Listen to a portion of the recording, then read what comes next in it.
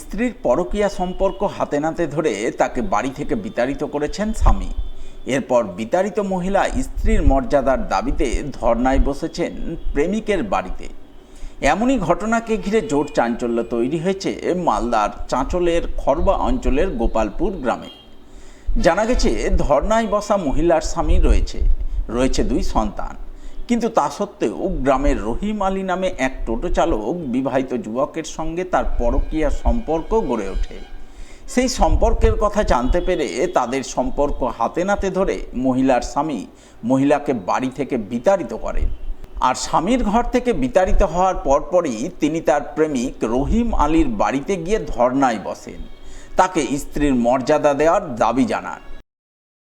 প্রস্তাব দিয়েছিল যে আমি তোমাকে বিয়ে করব, 5 কাঠা মাটি দিব, বাড়ির জায়গা দিব।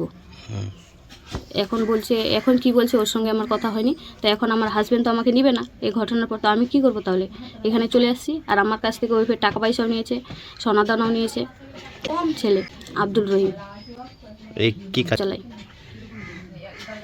প্রায় 1.5 লাখের মতো। মানে একদিনে নেয়নি, এরকম 2000, 1000, 5000 করে। আর সোনা কতটা সোনা নিয়েছে? মোটামুটি 1 ভরি মতো বলে বন্ধক দিব, বন্ধক দিয়ে আবার তোকে ছুটাই দেবো। তো আপনার সঙ্গে যে এইভাবে করছে, বিয়ে করবেন না, কি চাইছেন আপনি? আমি কি চাইছি, আমার জীবনের দাম করে দাও, ও বিয়ে করুক, নাহলে আমি এখানে সুসাইড করব। আপনি কি থানায় কমপ্লেন করেছেন? করেছি, কালকে এসেছি থানা থেকে। কোন থানাতে? খরবা ফাঁড়ি থেকে। কি পুলিশ কি বলেছে? পুলিশ ওই রকম কিছু বলেনি। একে বলেছিল, ডেকেছিল এদের পরিবারকে, যে মেয়েটাকে কিছু দিয়ে দাও, তুমি যখন বাচ্চা আছে, বউ আছে, তো মেয়েটাকে কিছু ডিমান্ড দিয়ে দাও ওর। তো কিছু বলছে না, সেই জন্য আমি চলে এসেছি এর বাড়িতে। প্রথমে জানলো আমার ননদ, মোবাইল পেয়েছিল, মোবাইল দিয়েছিল কিনে, মোবাইল পেয়েছিল। ওর জন্য আমার সংসার ভাঙলো। ওই আমার বাড়িতে চলে গেছিলো, আমার হাজব্যান্ড ওকে দেখে নিয়েছিল, সেই জন্য আমি ওর বাড়িতে চলে আসছি। ওর জন্য যখন আমার সংসার ভাঙলো, তো ওই আমাকে গোছালো। আমার জীবনটা তাহলে কি হবে? আপনার কে আছে বাড়িতে? শাশুড়ি, স্বামী, 2টা বাচ্চা, আমি আর একটা ভাগনা থাকে আমাদের বাড়িতে।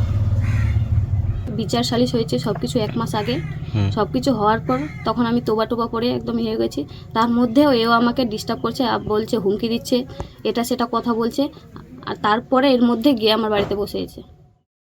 এদিকে ধর্না দেওয়াকালীন ওই মহিলা কীটনাশক খেয়ে আত্মহত্যার চেষ্টা করেন, যদিও কীটনাশক খাওয়ার পরপরই স্থানীয়রা তাকে উদ্ধার করে চাঁচল সুপার স্পেশালিটি হাসপাতালে ভর্তি করেন।